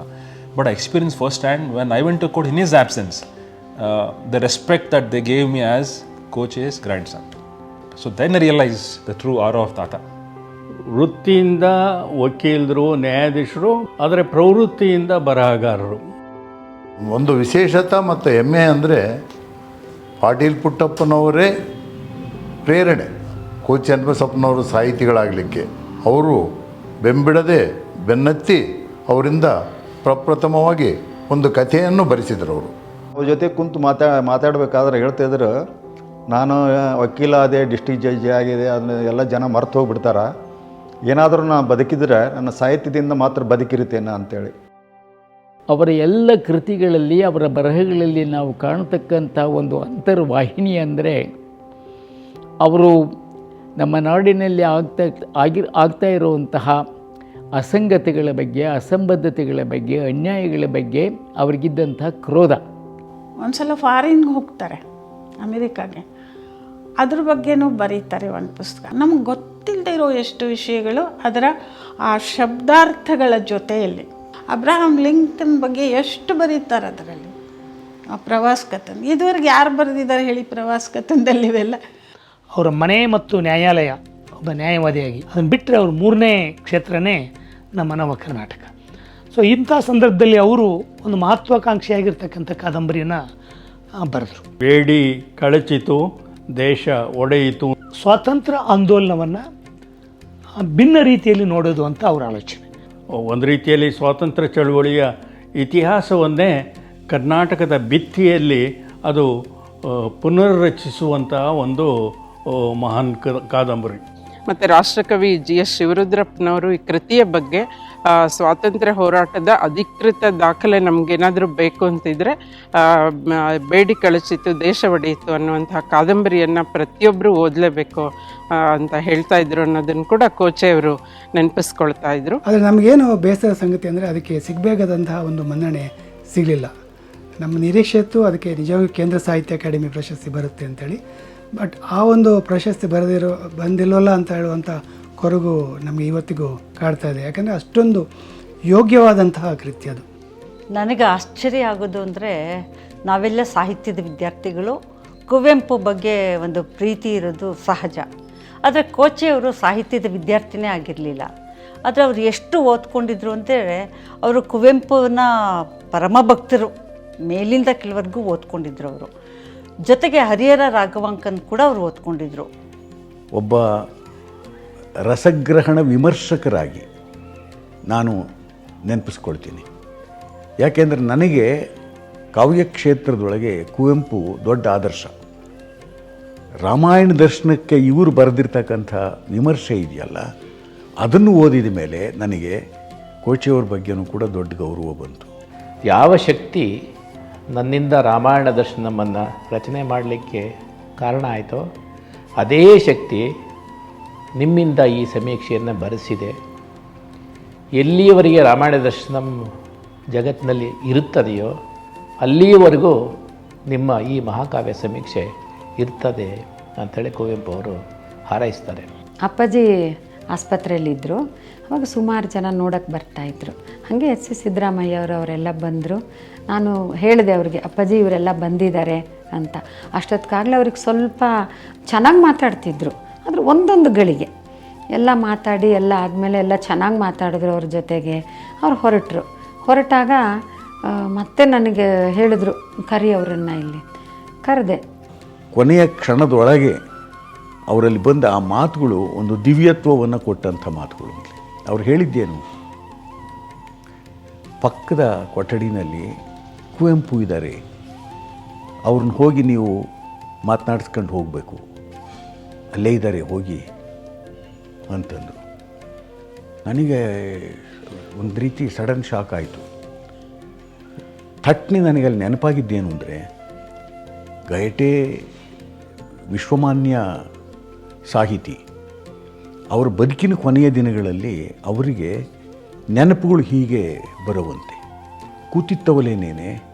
ಅವರು ಕಾಳಿದಾಸನನ್ನು, ದೊಡ್ಡ ದೊಡ್ಡ ಹೋಮರನ್ನು, ದೊಡ್ಡವರೆಲ್ಲರನ್ನೂ ಕೂಡ ಗಮನದಲ್ಲಿ ಇಟ್ಕೊಂಡಂತೆ ಮಾತನಾಡೋರಂತೆ. ಅವ್ರ ಜೊತೆಲಿ ಸಂವಾದಿಸುವ ರೀತಿ ಒಳಗೆ ಅವ್ರ ಮಾತಿರ್ತಿತ್ತಂತೆ. ಅವರನ್ನು ನೋಡಿಕೊಳ್ತಿದ್ದಂಥ ಸೊಸೆ ಅದನ್ನು ಕಂಡಂತೆ ದಾಖಲಿಸಿದ್ದನ್ನು ರೀತಿಯ ಒಳಗೆ ಈ ಮಾಸ್ತಿಯವರು ಆ ಕಥೆ ಬರೆದವ್ರೆ. ಆ ಕಥೆ ನೆನಪಾಯಿತು. ಬಹುಪಾಲು ಇವರಿಗೂ ಕೂಡ ಒಂದು ರೀತಿಯಲ್ಲಿ ಆ ನೆನಪುಗಳು, ಕುವೆಂಪು ಮೊದಲೇ ಬಹಳ ಆಪ್ತವಾದ ಶಿಷ್ಯರು, ಕುವೆಂಪು ಬಗ್ಗೆ ಅಷ್ಟು ಆರಾಧನೆ ಇದ್ದಿತ್ತು. ಅದಕ್ಕೆ ಕುವೆಂಪು ಇದ್ದಾರೆ ಅಂದಾಗ ನನಗೆ ನಾನು ಅಯಾಚಿತವಾಗಿ ಕೈ ಮುಗಿದೆ. ಆಯಿತು, ನೋಡ್ಕೊಂಡು ಹೋಗ್ತೀನಿ ಸರ್ ಅಂದೆ. ಬೇರೆ ಬದಲು ಹೇಳೋದಕ್ಕೆ ಸಾಧ್ಯವಿರಲಿಲ್ಲ. ಒಮ್ಮೆ ನನಗೆ ಜ್ಞಾಪಕ ಇದೆ, ಈ ಸ್ಥಳದಲ್ಲಿ ಯಾರೋ ಅವರೊಬ್ಬರು ಸ್ನೇಹಿತರಿದ್ದರು. ಕೋಚೆ ಅವ್ರನ್ನ ಕೇಳ್ತಾರೆ, ನೀವು ಕುವೆಂಪು ಅವರ ನೇರ ಶಿಷ್ಯರಾಗಿದ್ದೀರಾ ಅಂತ. ಆಗ ಕುವೆಂಪು ಅವರು ಹೇಳ್ತಾರೆ, ಅವರು ನೋಡಿ ಏಕಲವ್ಯನ ವಂಶಕ್ಕೆ ಸೇರಿದವರು ಅಂತ ಮುಗುಳ್ನಗ್ತಾ ಹೇಳ್ತಾರೆ. ಆಮೇಲೆ ಚನ್ನಬಸಪ್ಪನವ್ರಿಗೆ ಅವ್ರು ಯಾವಾಗಲೂ ಸೂಚನೆ ಕೊಡ್ತಿರು, ನೀವು ಜಡ್ಜಾಗಿ ಇಷ್ಟೊಂದೆಲ್ಲ ಏನೇನೋ ವಿಚಾರಗಳನ್ನು ನೋಡಿರ್ತೀರಿ, ಕೇಸ್ಗಳನ್ನು ನೋಡಿರ್ತೀರಿ, ಅದ್ರ ಬಗ್ಗೆ ಸಾಹಿತ್ಯದಲ್ಲಿ ಏನೂ ಹೆಚ್ಚಿಗೆ ಇಲ್ಲ, ನೀವೊಂದು ಬುಕ್ ಬರೀರಿ ಅಂತ. ಅದು ಮುಂದೆ ಬರೆದಿದ್ದಾರೆ. ಆಮೇಲೆ ಅವರಿಗೆ ಎಷ್ಟೋ ಪದ್ಯಗಳು ಎಲ್ಲೋ ಒಂದು ಕಡೆ ಪ್ರಣಯದ ಬಗ್ಗೆ ಹೇಳ್ತಾ ಇದ್ದಾರೇನೋ, ಆಹಾ ನೋಡೋಣ ಪ್ರಣಯಿತ ಕೋಚೆಯವ್ರನ್ನ ನೋಡ್ತೀವೇನೋ ಅಂದ್ಕೊಳ್ಳೋ ಅಷ್ಟೊತ್ತಿಗೆ ಆ ಪದ್ಯ ಆಧ್ಯಾತ್ಮತೆಯೆಡೆಗೆ ಹೊರಟೋಗುತ್ತೆ. ರವೀಂದ್ರ ಸಾಹಿತ್ಯದ ಅನುವಾದ ಅಂದರೆ ಅದು ಎಷ್ಟು ಕ್ಲಿಷ್ಟವಾಗಿತ್ತು ಅಂತಂದರೆ, ಬೇಂದ್ರೆಯವರು ಮಾಡಬೇಕು ಅಂತ ಪ್ರಯತ್ನ ಮಾಡ್ತಾರಂತೆ. ಆದರೆ ಬೇಂದ್ರೆ ಒಂದು ಎರಡು ತಿಂಗಳು ಅದ್ರ ಬಗ್ಗೆ ಕೆಲಸ ಮಾಡಿ ಇದು ನನ್ನ ಕೈಯಲ್ಲಿ ಆಗಲ್ಲ ಅಂತ ಅವ್ರು ಬಿಟ್ರಂತೆ. ಸಂಕ್ಷಿಪ್ತ ಅನುವಾದ ಮಾಡಿ ಅದರ ಮೊದಲನೇ ಭಾಗವನ್ನೇನೋ ಕುವೆಂಪು ಅವರಿಗೆ ತಂದು ತೋರಿಸಿದರು. ಅದನ್ನು ಪೂರ್ಣವಾಗಿ ಮಾಡಿ ನೀವು ಅದು ನಿಮ್ಮಿಂದ ಸಾಧ್ಯ ಇದೆ. ನಾನೇ ಅದನ್ನು ಸಂಪೂರ್ಣವಾಗಿ ಅನುವಾದ ಮಾಡಬೇಕು ಅಂತಿದ್ದೆ. ನಾನು ಬರೆಯಬೇಕೆಂದ ಇತರ ಕೃತಿಗಳು ನಿಂತು ಹೋಗ್ಬೋದು ಅಂತ ಹೇಳಿ ನಾನು ಅದನ್ನು ಮಾಡಲಿಲ್ಲ. ಹಾಗಾಗಿ ಅದು ಹಾಗೆ ಉಳೀತು. ಹಾಗಾಗಿ ಆ 2 ಪುಸ್ತಕಗಳು ನೀವು ತಗೊಳ್ಳಿ ಅಂತ ಹೇಳಿ ಅವರು ಬಂಗಾಳಿಯ ಪುಸ್ತಕಗಳನ್ನು, ಲೈಫ್ ಡಿವೈನ್ ಅದರ ಅನುವಾದದ ಪುಸ್ತಕಗಳನ್ನು ಅವರು ತಗೊಳ್ತಾರೆ. ಅದನ್ನು ಸಂಪೂರ್ಣಗೊಳಿಸಿದ ಬಳಿಕ ಈಗ ನಾನು ಸಂಪೂರ್ಣ ಮಾಡಿದೆ, ಅದಕ್ಕೆ ಮುನ್ನುಡಿ ಬರ್ಕೊಡ್ಬೇಕು ಅಂತ ಅವರು ಹೇಳ್ತಾರೆ. ಅದರಲ್ಲಿ ಬರೀತಾರೆ ಕುವೆಂಪು ಅವರು, ಈ ಗ್ರಂಥ ಗೋಮಟನನ್ನು ಕೆತ್ತಿರುವ ಮಹಾಶಿಲ್ಪಿಗೆ ನಾನು ಶ್ರವಣಬೆಳಗೊಳದ ಗೋಮಟೇಶ್ವರನನ್ನು ಕೆತ್ತಿದ ಮಹಾಶಿಲ್ಪಿಗೆ ಅರ್ಪಿಸಿದ ಕಾವ್ಯವಾಣಿಯಿಂದ ನಮಿಸುತ್ತೇನೆ. ಆ ವಿಕ್ಟೋರಿಯನ್ ಇಂಗ್ಲೀಷ್ ಇದೆಯಲ್ಲ, ಭಾಷೆಯ ಪ್ರೌಢಿಮೆ ಇದೆಯಲ್ಲ, ಅದನ್ನು ಕನ್ನಡದಲ್ಲಿ ಬಳಸ್ಕೊಂಡ್ರವರು. ಯಾಕೆಂದರೆ ಅವರಿಗೆ ಕನ್ನಡದ ಬಗ್ಗೆ ಅಷ್ಟೇ ಆಳವಾದ ಅಧ್ಯಯನ ಇತ್ತು, ಅಷ್ಟೇ ಹಿಡಿತಾ ಇತ್ತು. ಜಡ್ಜಾಗಿ ಕೆಲಸ ಮಾಡ್ತಿದ್ದಾಗಲೇ ಸಮಯವನ್ನು ಹೊಂದಿಸಿಕೊಂಡು ಲೈಫ್ ಡಿವೈನ್, ಅದನ್ನು ದಿವ್ಯ ಜೀವನ ಅಂತ ಅವರು ಅನುವಾದ ಮಾಡಿದ್ದಾರೆ. ಸಾವಿತ್ರಿ ಮಹಾಕಾವ್ಯವನ್ನು ಕೂಡ ಅನುವಾದ ಮಾಡಿದ್ದಾರೆ. ಸಾವಿತ್ರಿ ಅಂತ ಅನ್ನೋದು ಅದು ಅಕ್ಷರಗಳಿಂದ ಕೂಡಿದಂಥ ದೊಡ್ಡ ವೈಭವದ ಕೃತಿ ಅಂತ ಅಲ್ಲ. ಅದು ನಮ್ಮ ಅರವಿಂದೋ ಅವರು ತಮ್ಮ ಬದುಕು ಹೇಗೆ ಸಹಜವಾಗಿ ಮೊಗ್ಗಾಗಿ ಹೂವಾಗಿ ಅರಳಿ ಸುಗಂಧವಾಗಿ ಎಲ್ಲ ಕಡೆ ವ್ಯಾಪಿಸ್ತು ಅಂತ ಅನ್ನೋವಂಥ ಒಂದು ವ್ಯವಸ್ಥೆಗೆ ರೂಪಕ ಇಟ್ಟುಕೊಂಡು ಅದನ್ನು ತಮ್ಮ ಅನುಭವವನ್ನೆಲ್ಲ ಅದರಲ್ಲಿ ಜೋಡಿಸಿ ಬರೆದಿರುವಂಥದ್ದು. ಅದರ ಬಗ್ಗೆ ಬಹಳ ದೊಡ್ಡ ದೊಡ್ಡ ಕವಿಗಳು ಮೆಚ್ಚಿಕೊಂಡಿದ್ದರೂ ಸಹ ಅದನ್ನು ಕನ್ನಡಕ್ಕೆ ತರುವಂಥ ಒಂದು ತನ್ಮಯತೆ ಇದೆಯಲ್ಲ, ಆ ತನ್ಮಯತೆ ಅದು ಚನ್ನಬಸಪ್ಪನವ್ರಿಗೆ ಮಾತ್ರ ಬಂತು. ನಾನು US ಹೋದಾಗ I was extremely proud, but we are also very realistic. We couldn't afford it. So ನನ್ನ ತಂದೆ ಈಗ ನೆನಪಿದೆ, 50,000 ರೂಪಾಯಿನ ನಾವು ವಿಜಯ ಬ್ಯಾಂಕಲ್ಲಿ 18% ಇಂಟ್ರೆಸ್ಟ್ ಕೊಟ್ಟು ಲೋನ್ ತಗೊಂಡಿದ್ವಿ. It so happens my education in the US was funded by his Life Divine book. The royalty he got, he actually paid off the entire debt. So whatever I have achieved, he is his Life Divine in some sense. ಅವರ ಬಗ್ಗೆ ಸರಿಯಾದ ಒಂದು ಮಾಹಿತಿ ಮತ್ತು ಸರಿಯಾದ ಒಂದು ಪರಿಚಯ ಕನ್ನಡದ ಜನಗಳಿಗೆ ಆಗಲಿಲ್ಲ ಅಂತ ನನಗೆ ಎಷ್ಟೋ ಸಾರಿ ಅನಿಸುತ್ತೆ. ನಾನು ಸಾಹಿತಿ ಆಗಬೇಕು ಅನ್ನೋ ದೃಷ್ಟಿಯಿಂದ ಬರೀಲಿಲ್ಲ, ಆದರೆ ಜನಗಳಿಗೆ ಯಾವುದೋ ಒಂದು ತಿಳಿಸ್ಬೇಕಾಗಿದೆ, ನನಗದು ತಿಳಿದಿದೆ, ನನಗೆ ತಿಳಿದಿದ್ದನ್ನು ಅವ್ರಿಗೆ ತಿಳಿಸ್ಬೇಕು ಅನ್ನೋ ಉದ್ದೇಶಕ್ಕಾಗಿ ಬರೆದೆ. ಸುಮಾರು 80ಕ್ಕೂ ಜಾಸ್ತಿ ಕೃತಿಗಳನ್ನು ಬರೆದಿದ್ದಾರೆ. ಸಾಹಿತ್ಯದ ಎಲ್ಲ ಪ್ರಕಾರಗಳಲ್ಲೂ ಒಳ್ಳೆಯ ಕೃತಿಗಳನ್ನು ಬರೆದಿದ್ದಾರೆ.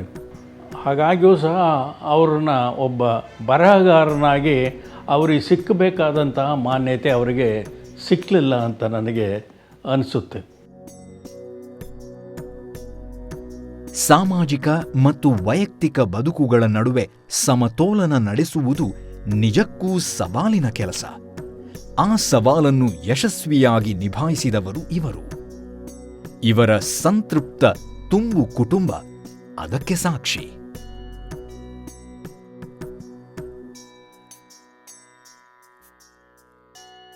ಬಾಲ್ಯದ ನೆನಪೇನೆಂದರೆ ಅವರು ನಮಗೆ ರಾತ್ರಿ ಆದರೆ ಹಣ್ಣು ಬಿಡಿಸ್ಕೊಟ್ಟು ಕತೆ ಹೇಳ್ತಾ ಇದ್ರು. ಚಿಕ್ಕವರಿದ್ದಾಗ ನಾನು ಅಕ್ಕ ತಂಗಿ ಒಂದು ಹಾಲಲ್ಲಿ ನಾವು ಒಂದೇ ಪರದೆ ದೊಡ್ಡದು, ಆದರೆ 3 ಬೇರೆ ಹಾಸಿಗೆಗಳು ಮಲಗಿದ್ದು. ಬೆಳಿಗ್ಗೆ ಎದ್ದು 6 ಗಂಟೆಗೆ ಎದ್ದ ತಕ್ಷಣ ನಾವು ಅಲ್ಲೇನೇ ಹಾಸಿಗೆಯಲ್ಲಿ ಕೂತ್ಕೊಂಡೆ ಪ್ರೇಯರ್ ಮಾಡೋದು 3 ಜನ. ನಾನು ಆ ಥರದ್ದೆಲ್ಲ ನಮಗೆ ಬುಕ್ಕಲ್ಲಿ ಬರ್ಕೊಟ್ಟಿದ್ರು 3 ಜನಕ್ಕೂ. ಕೋರ್ಟಿಂದ ಬರ್ತಿದ್ದಾಗೆ ಕೇರಮ್ಮು, ಶಟಲ್ ಕಾಕು, ನನ್ನ ತಮ್ಮಂದ್ರ ಜೊತೆಲಿ ಕ್ರಿಕೆಟು ಆಟ ಆಡೋರು. ಆಮೇಲೆ ಪ್ರತಿ ಸಮ್ಮರ್ ಹಾಲಿಡೇಸ್ಗೆ ನಮ್ಮನ್ನ ಎಲ್ಲಾದರೂ ಒಂದು ಟ್ರಿಪ್ ಕರ್ಕೊಂಡು ಹೋಗೋರು. I don't ever recollect that he ever put pressure on us to study. He never asked to study a particular field either. He never shouted at us for doing very poorly in studies. In fact, I was not a good student for a long time. ದಾವಣಿ ಹಾಕ್ಕೊಂಡ್ಬಿಟ್ಟು ದಾವಣಿನಲ್ಲಿ Puri ಹಾಕ್ಕೊಂಡು ಓಡಾಡ್ತಾ ಇದ್ದೆ. ಒಂದು ಸರಿ ಹೇಳಿದ್ರು, ಒಂದು ತಟ್ಟೆಗೆ ಹಾಕೋ. ನಾನು ಕೇಳಲಿಲ್ಲ ಅಷ್ಟೇ. ನನಗೆ 1 ವರ್ಷ ಅಪ್ಪಾಜಿ ಮಾತಾಡ್ಸಿರ್ಲಿಲ್ಲ ನನ್ನ. ಅಂದರೆ ಅವರಷ್ಟು ಶಿಸ್ತು. ಅವ್ರಿಗೆ ಯಾವಾಗಲೂ ಹೆಣ್ಮಕ್ಳು ಓದಿರ್ಬೇಕು ಅನ್ನೋದು ತುಂಬಾ ಆಸೆ ಇತ್ತು ಅವ್ರಿಗೆ. ಹೆಣ್ಮಕ್ಳು ಆರ್ಥಿಕವಾಗಿ ಅವ್ರ ಕಾಲ ಮೇಲೆ ಅವ್ರು ನಿಂತ್ಕೊಂಡಿರ್ಬೇಕು ಅಂತ. ಅವರು ಬೆಳಿಗ್ಗೆ ಬೇಗ ಎದ್ಬಿಡ್ತಾ ಇದ್ರು, 5 ಗಂಟೆಗೇನೆ ಟೇಬಲಲ್ಲಿ ಅಲ್ಲಿ ಧ್ಯಾನ ಮಾಡೋರು. ಅದಾದಮೇಲೆ ಮತ್ತೆ ಬಂದು ದೇವ್ರ ಮನೆಯಲ್ಲಿ ಪ್ರಾಣಾಯಾಮ ಆದಮೇಲೆ ವಾಕ್ ಹೋಗಿ ಬರ್ತಿದ್ರು. ಅಲ್ಲಿಂದ ಬಂದಮೇಲೆ ನಿಂಬೆಹಣ್ಣು, ಜೇನುತುಪ್ಪ, ಬಿಸಿನೀರು ಅದು ಆಗ್ತಾಯಿತ್ತು. ಅದಾದಮೇಲೆ ನೆಕ್ಸ್ಟು 8:30 9 ತಿಂಡಿ. ಅದು ಮುಂಚೆ ಇರ್ತಿರ್ಲಿಲ್ಲ. 10 ಗಂಟೆಗೆ ಊಟ ಮಾಡಿ ಹೋಗಿಬಿಟ್ರೆ ಮತ್ತೆ ಸಾಯಂಕಾಲನೇ ಇರ್ದಿದ್ದು. ಆಮೇಲೆ ಅವರು ಸೋಮವಾರ ಉಪವಾಸ ಇರೋರು. ಉಪವಾಸ ಅಂದರೆ ಪೂರ್ತಿ ಉಪವಾಸ ಇರೋರು. ಅದನ್ನು ಸ್ವಲ್ಪ ಕೊನೆಯಲ್ಲಿ ಬದಲಾಯಿಸಿದ್ವಿ 80 ವರ್ಷ ಆದಮೇಲೆ. ಅವರಿಗೆ 70 ವಯಸ್ಸುವರೆಗೂ ಸೂರ್ಯ ನಮಸ್ಕಾರ ಮಾಡೋರು, ಆಮೇಲೆ ಶೀರ್ಷಾಸನ ಮಾಡೋರು. ವರ್ಷಕ್ಕೊಂದು ಸರಿ ನಮಗೆ ಹೊಸ ವರ್ಷದ ದಿವಸ ಆಗಲಿ ಅಥವಾ ಸ್ವಾತಂತ್ರ್ಯ ದಿನಾಚರಣೆ ಆಗಲಿ ಒಂದು ಓತು ತಗೋಬೇಕಿತ್ತು. ನಾವು ಯಾವಾಗ ಮಲಗಿರ್ತಿದ್ರು, ಯಾವಾಗ ಹೇಳ್ತಾಯಿದ್ರು ಗೊತ್ತೇ ಆಗ್ತಿರ್ಲಿಲ್ಲ. ಜಿಲ್ಲಾ ನ್ಯಾಯಾಧೀಶರಾದಮೇಲೆ ಮನೆ ತುಂಬ ಆಳು ಕಾಳು. ಆದ್ರೂ ಅವ್ರ ಕೈಲಿ ನಾವೇನೂ ಮಾಡಿಸ್ಕೊಂತಿರ್ಲಿಲ್ಲ. ಅವ್ರಿಗೆಲ್ಲ ಆಶ್ಚರ್ಯ. ಅವ್ರಿಗೆ ಎಸ್ಪೆಷಲಿ ಊಟಕ್ಕೆ ಕೂತಾಗ ಅವ್ರೇನಾದ್ರೂ ಹಿಂಗೆ ಇದನ್ನು ಹೇಳ್ತೀನಿ ಕೇಳು ಅಂದ್ಬಿಟ್ರು. ಒಂದು ಅಕ್ಷರ ಅರ್ಥ ಆಗ್ತಿಲ್ಲ ನನಗೆ. ಇನ್ಫ್ಯಾಕ್ಟ್ ಅದ್ರ ಬಗ್ಗೆ ಎಲ್ಲ ಬರೆದಿದ್ದೀನಿ. ಆಮೇಲೆ ಯಾಕೆ ಹೇಳ್ತಿದ್ರು ಅಂದ್ಬಿಟ್ಟು ಈಗ ನಮ್ಗೆ ಅರ್ಥ ಆಗ್ತಾ ಇದೆ. ಆಮೇಲೆ ಯಾರಾದರೂ ಕುಡಿಯೋದಕ್ಕೆ ನೀರು ಕೇಳಿದ್ರೆ ಕೊಡ್ತಿರ್ಲಿಲ್ಲ ಮನೆಯಲ್ಲಿ ಬೇರೆ ಜಾತಿಯವ್ರಿಗೆ. ಅದಕ್ಕೆ ನಮ್ಮ ಅಪ್ಪಾಜಿ ಏನು ಮಾಡೋರು ಗೊತ್ತಾ, ಒಳಗೆ ಹೋಗಿ ಅಲ್ಲಿ ಅಡುಗೆ ಮನೆ ಇದೆಯಮ್ಮ ತಗೊಂಡೋಗಿ ನೀರು ಕುಡಿ ಅನ್ನೋರು. ಎಲ್ಲಿ ಬಂದ್ಬಿಡ್ತಾರೋ ಅಂತ ನಮ್ಮ ಅಜ್ಜಿ ನಮ್ಮಮ್ಮ ಮೊದಲು ನೀರು ಕೊಟ್ಬಿಡೋರು ಅವ್ರಿಗೆ ಹೊರಗಡೆಗೆ ಬಂದು. I don't think my children know what caste we belong to. I never wrote my caste in any of my forms. In fact, ನಮ್ಮ ಫ್ಯಾಮಿಲಿಯಲ್ಲಿ ಎಲ್ಲರೂ ಬೇರೆ ಬೇರೆ ಜಾತಿಯವರನ್ನೇ ಮದುವೆ ಮಾಡ್ಕೊಂಡಿದ್ದಾರೆ. And he was very proud of that. ನಾನು ಅವರಿಗೆ ಫೋನ್ ಮಾಡಿದ್ದೆ ನನ್ನ ಹಸ್ಬೆಂಡ್ ಬಗ್ಗೆ ಹೇಳೋಕ್ಕೆ. Even before I had a chance to tell, ಅವರು have you found yourself a life partner ಅಂತ ಕೇಳಿದ್ರು. ಆ್ಯಂಡ್ ಅವ್ರು ನನಗೆ ಯಾವ ಡೀಟೇಲ್ಸು ಕೇಳಲಿಲ್ಲ. ಅವ್ರು ಜಸ್ಟ್ ಒಂದು ಮಾತು ಹೇಳಿದ್ದು, have faith in yourself and ನೀವಿಬ್ಬರು ಖುಷಿಯಾಗಿದ್ದರೆ ಅಷ್ಟೇ ಸಾಕು ಅಂತ. ನನ್ನ ಮದುವೆ ಸೆಟ್ ಆದಾಗ ಸ್ವಲ್ಪ ಸರ್ಪ್ರೈಸ್ ಅಂತ ಅನಿಸ್ತು. ಇದು ವಚನ ಮಾಂಗಲ್ಯ ಆಗಬೇಕು. My mother in law was little Gauri ಪೂಜೆ ಮಾಡಬೇಕು, ಅದು ಇಲ್ಲದೆ ಹೇಗೆ. ನಾನು ಒಂದು ಸತಿ ಕೇಳಿದ್ದೆ ಅವರಿಗೆ, ಇಷ್ಟೊಂದು ವ್ಯತ್ಯಾಸ ಇದೆ ನಿಮ್ಮಿಬ್ಬರಲ್ಲೂ ಆ್ಯಂಡ್ ಮಕ್ಕಳಿಗೆಲ್ಲ ಕನ್ಫ್ಯೂಸ್ ಆಗುತ್ತಲ್ಲ ಅಪ್ಪಾಜಿ, what do you think we should fall or what do you think, ನಿಮ್ಗೆ ಯಾವ್ದು ಸರಿ ಅನಿಸುತ್ತೆ ಅದು ಮಾಡಿ ನೀವು. When I was a kid, I had many questions about the millions of gods of our religion. When I asked Tata about how they could have possibly existed, he explained their symbolic meanings within the deeper context of life on Earth. I was shocked and asked him, so these gods were not ever physically there? He had replied, not in the way that you think they are. He opened my eyes to spirituality from a young age. He was a true leader and has inspired so many. I'm grateful to have known him so well and to have so many fond memories of him. ಅವ್ರ ಹತ್ರ ನೀವು 10 ನಿಮಿಷ 20 ನಿಮಿಷ spend ಮಾಡಿದ್ರು it's an education. An American say this in one of the family gathering. Your grandfather told us more about this place than we knew of this place, though we're living here for the last 40-50 years. ಅವರು ಏಕೀಕರಣದ ಬಗ್ಗೆ ಮಾತನಾಡೋದಕ್ಕೆ ತೊಡಗಿದರೆ ಅದು ದಿನ, ಸಮಯ, ಆ ನಿರ್ದಿಷ್ಟತೆಯ ನೆಲೆಯೊಳಗೆ ಅವ್ರು ಕೊಡ್ತಾ ಇದ್ದಂಥ ವಿವರಗಳು ನನಗೆ ಭಾಳ ಆಶ್ಚರ್ಯ ಹುಟ್ಟಿಸ್ತಿತ್ತು. ಒಂದೇ ವಿಷಯನ 10 ಸಾರಿ ಹೇಳಿದಾಗಲೂ ನಾನು ಎಲ್ಲಾದರೂ ವ್ಯತ್ಯಾಸವಾಗುತ್ತಾ ಅಂತನ್ನುವುದನ್ನು ಸೂಕ್ಷ್ಮವಾಗಿ ಗಮನಿಸ್ತಾ ಇದ್ದೆ. ಎಲ್ಲೂ ವ್ಯತ್ಯಾಸವಾಗ್ತಿರಲಿಲ್ಲ. ಅಷ್ಟು ನಿಖರವಾದ ನೆನಪು ಅವ್ರಿಗಿದ್ದಿದ್ದು. I've never seen so many book collection ಯಾರ ಹತ್ರನೂ. ಯಾವಾಗಲಾದರೂ ಏನಾದರೂ ಇಂಟ್ರೆಸ್ಟಿಂಗ್ ಟಾಪಿಕ್ ಅಥವಾ he would ask me about architecture ಏನಾದರೂ and then he would say ಆ ಬುಕ್ಕಲ್ಲಿ ಆ ಪೇಜಲ್ಲಿ ಇದೆ, ಆ ಬುಕ್ ಅದೇ ಶೆಲ್ಫಲ್ಲಿ 4ನೇ ಬುಕ್ಕು ಅಂತ ಅವ್ರಿಗೆ ಅಷ್ಟು ಮೆಮರಿ ಪವರ್. ಮತ್ತು ಅವ್ರಿಗೆ ರಂಗಭೂಮಿಲಿ ಇಂಟ್ರೆಸ್ಟ್ ಜಾಸ್ತಿ. ಅವರು ಚಿಕ್ಕವರಿದ್ದಾಗ ಗುಬ್ಬಿ ವೀರಣ್ಣ ತಂಡದವ್ರದ್ದು ನಾಟಕ ಏನೇನು ನೋಡಿದ್ದಾರೆ, ಆ ನಾಟಕ ಎಲ್ಲ ಅವರೆಷ್ಟು ಚೆನ್ನಾಗಿ ಎಕ್ಸ್ಪ್ಲೇನ್ ಮಾಡೋರು ಅಂದರೆ ನಾನೇ ಆ ನಾಟಕ ನೋಡಿದ್ದೀನೇನೋ ಅನ್ನೋ ಫೀಲಿಂಗ್ ನನಗಿರುತ್ತೆ. I got into the industry, of course, ನಮ್ದು ಆಸ್ಪಿರೇಷನ್ಸ್ ಬೇರೆ ಇರುತ್ತೆ. So use to ask me lot of questions. ನಿಮ್ಮ ಹುಡುಗರು ಹೆಂಗಿದ್ದಾರೆ, ಎಷ್ಟು ಜನ ಇದ್ದಾರೆ ಕಂಪನಿನಲ್ಲಿ ಇವಾಗ, ಅವ್ರ ಬೆಳವಣಿಗೆ ಹೆಂಗೆ ಆಗ್ತಾ ಇದೆ, ಅವ್ರೇನಾದ್ರು ಬೆಳೀತಾ ಇದ್ದಾರಾ. Towards the end of it he use to make me understand little bit that ಒಂದು 100 families what they were when they joined your company, and after 20 years of being in your company, if their lifestyle has changed, then you are making impact anta they used to make me understand, irrespective of the profits or whatever it is. That was what his idea was. Growing up, I vividly remember once a scenario where I had a long fight with my twin sister and Dada taking us to the park nearby. He wanted to show a dog playing with its puppy, and he wanted to convey a message to us saying that, hey, if dogs who we perceive to have less intellect than us can exist in such a coherent, happy, loving and a peaceful manner, why can't we as human beings do the same? He truly understood the importance of hard work and dedication and applied these principles every day till the very end. One of my earliest memories of Tata was probably when he took the entire family to visit the small ancestral home in which he grew up in, which even today didn't seem to have reliable water and power. I was too young to realize it then, but now I understand how Tata defied the odds and leaving home to go study has directly led to the life I have today. ಮದುವೆ ಆಗಿ 1 ವರ್ಷ ಆದಮೇಲೆ ತಾತನ meet ಮಾಡಿದ್ರಿ. ಅವಾಗ ನಮ್ಮಿಬ್ರಿಗೂ ನೀವಿಬ್ರು ಜಗಳಾಡ್ತಿದ್ದೀರಾ ಅಂತ ಕೇಳಿದ್ರು. ಆಗಿಲ್ಲ ಅಂದರೆ ಆಡಿ, ಹಾಗೆ ಆವಾಗಲೇ ನಿಮ್ಮಿಬ್ರು ಮಧ್ಯದಲ್ಲಿರೋ ಬಾಂಡಿಂಗ್ ಇನ್ನೂ ಜಾಸ್ತಿ ಆಗುತ್ತೆ ಅಂತ ಹೇಳಿದ್ರು. One thing I remember him telling us when Avinash and I got married was, life is like a boat ride in an ocean. There would be a lot of ups and downs, but as long as you are strong together, it will be an adventurous ride full of joy. I was not fortunate enough to spend a lot of time with Tata, but the few times that I met him, the moments we spent together talking was very special, and I will always cherish them. The conversations that I'd have with him in his living room every time I'd visit him during my holidays, he would make Akanksha and me read newspaper articles out loud for him. He made it a point to let me know that having a good vocabulary is important in life. He was extremely fond of cricket and we watched a number of games together. He used to visit us during festivals and watch me play cricket with my friends. Whenever I hit a boundary, he gave me money as a token of appreciation. One thing I would like to carry forward from him in my life is having discipline. He absolutely loved my handwriting and was always so proud of me every time I scored well in my Kannada exams. Muttata always made sure that he conveyed the importance of having a learner's mindset and would often bring us books to read. And lastly, his love for our country and our language has always been so inspiring to me.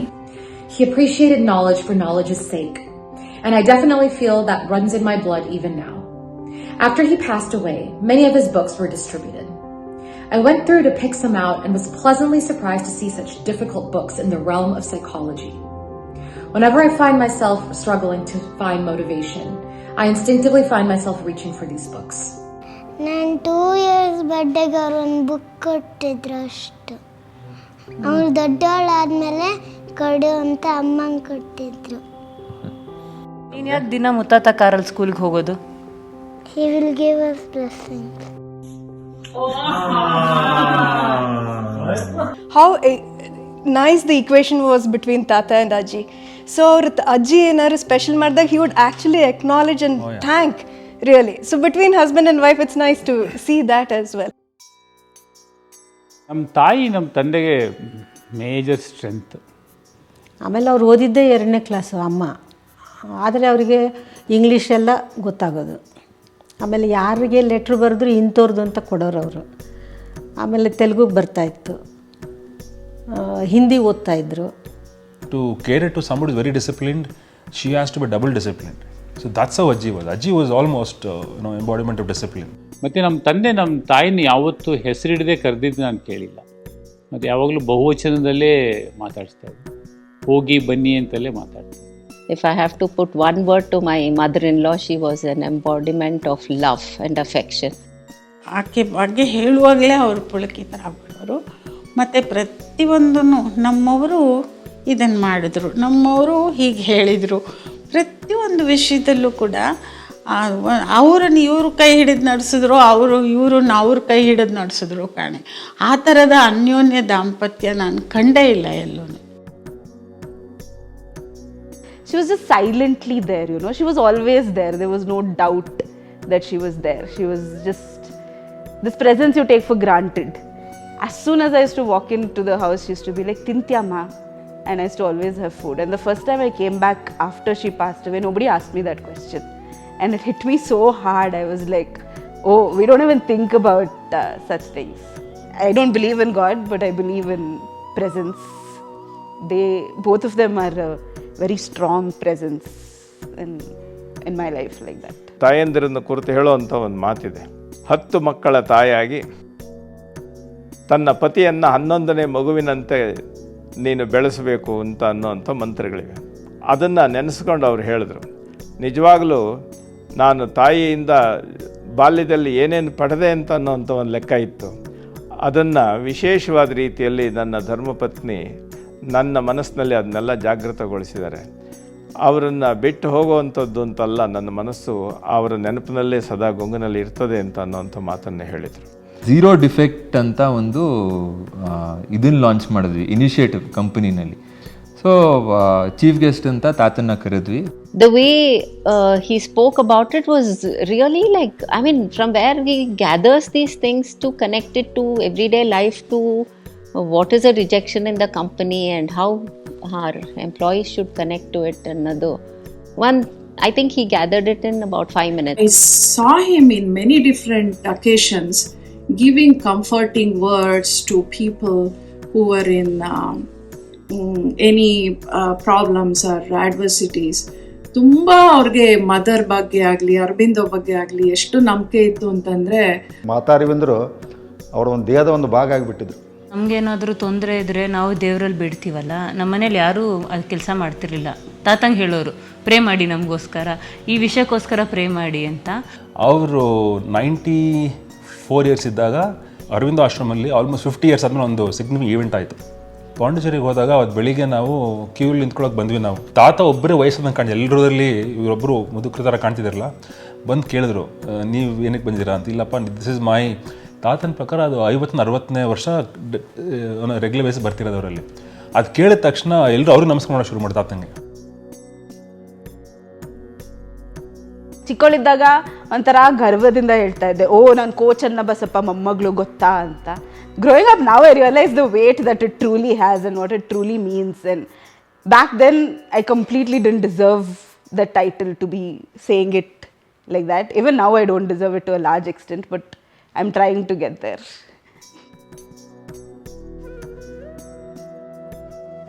ಬಹಳ ಅಪರೂಪಕ್ಕೆ ಅಲ್ಲೊಬ್ಬರು ಇಲ್ಲೊಬ್ಬರು ಖಾಸಗಿ ಬದುಕಿನಷ್ಟೇ ಪ್ರಮಾಣದಲ್ಲಿ ಸಾರ್ವತ್ರಿಕ ಬದುಕಿನ ಬಗ್ಗೆಯೂ ಆಸಕ್ತಿಯನ್ನು ಬೆಳೆಸ್ಕೊಳ್ತಾರೆ, ಅದರಲ್ಲಿ ಪ್ರವೃತ್ತರಾಗ್ತಾರೆ. ಕೋಚೆ ಅಂತ ಕೆಲವು ಅಸಾಮಾನ್ಯ ಜನಗಳ ಸಾಲಿಗೆ ಸೇರ್ತಾರೆ. BLನಲ್ಲಿ ಕನ್ನಡ ಹಿತರಕ್ಷಣಾ ಸಮಿತಿ ಅಂತಿತ್ತು. ಆ ದಿನಗಳಲ್ಲಿ ಏನಾಗ್ತಿತ್ತು ಅಂದರೆ, ಈ ಫ್ಯಾಕ್ಟ್ರಿಗಳಲ್ಲಿ ಎಷ್ಟೇ ಡಿಗ್ರಿ ಹೋಲ್ಡರ್ಸ್ ಆದ್ರೂ ಬಡವರು ಹೊಟ್ಟೆಗಿರಲ್ಲ.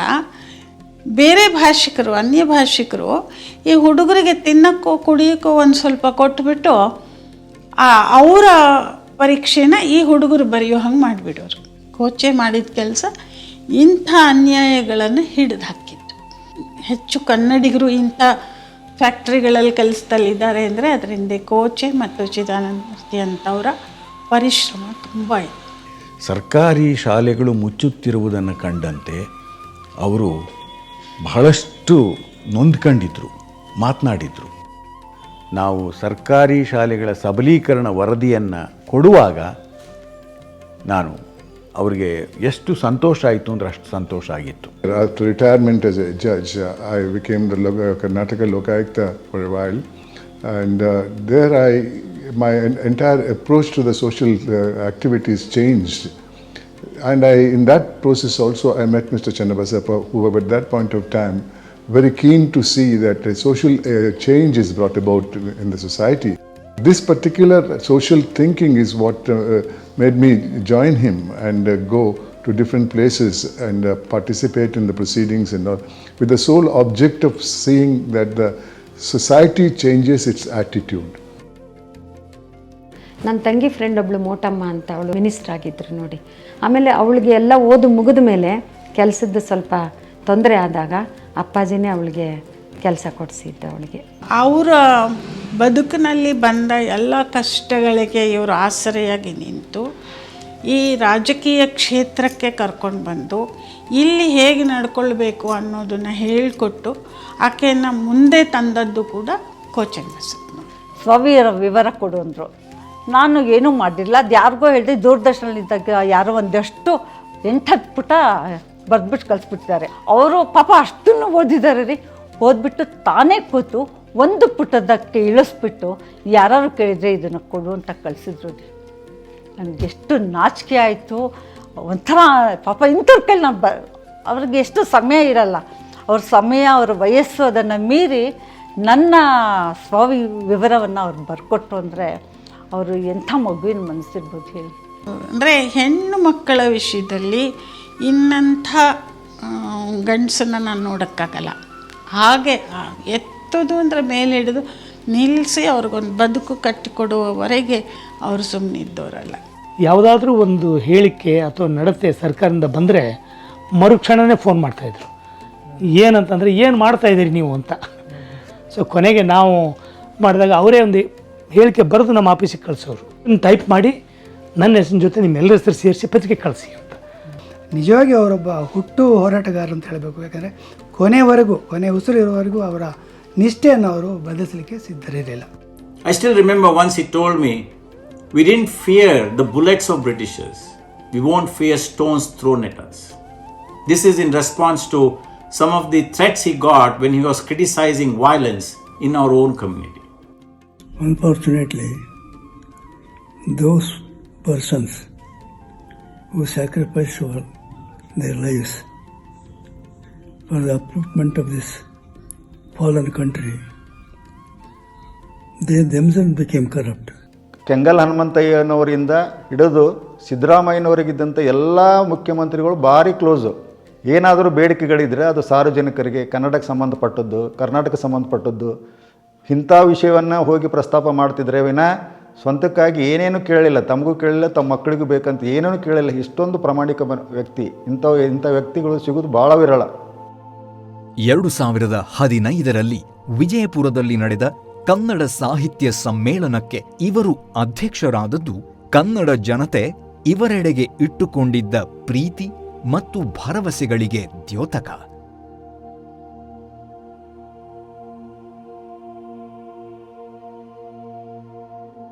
ಹಂಪಿ ಕನ್ನಡ ವಿಶ್ವವಿದ್ಯಾಲಯ ಅವರಿಗೆ ನಾಡೋಜ ಪುರಸ್ಕಾರ ಕೊಟ್ಟು ಗೌರವಿಸಿದರೆ, ಮೈಸೂರಿನ ಕರ್ನಾಟಕ ರಾಜ್ಯ ಮುಕ್ತ ವಿಶ್ವವಿದ್ಯಾನಿಲಯ ಅವರಿಗೆ ಗೌರವ ಡಾಕ್ಟರೇಟ್ ಕೊಟ್ಟಿದೆ. ಜೊತೆಗೆ ಕರ್ನಾಟಕ ಸಾಹಿತ್ಯ ಅಕಾಡೆಮಿ ಗೌರವ ಪ್ರಶಸ್ತಿ, ರಾಜ್ಯೋತ್ಸವ ಪ್ರಶಸ್ತಿ ಸೇರಿ ಹಲವು ಪುರಸ್ಕಾರಗಳು ಇವರಿಗೆ ಸಂದಿದೆ.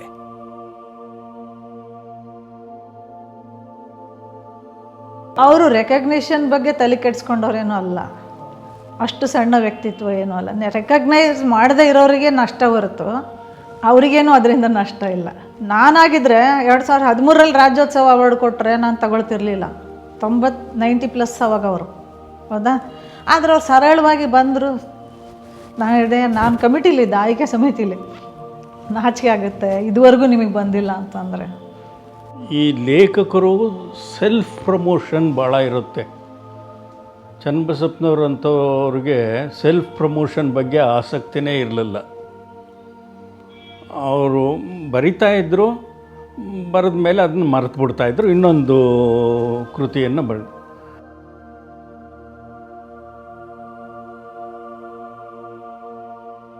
23 ಫೆಬ್ರವರಿ 2019ರಲ್ಲಿ ಅವರು ನಮ್ಮಿಂದ ದೂರಾದಾಗ ಕನ್ನಡ ಸಾಕ್ಷಿ ಪ್ರಜ್ಞೆಯ ಒಂದು ಗಟ್ಟಿ ದನಿ ಮೌನವಾಯಿತು.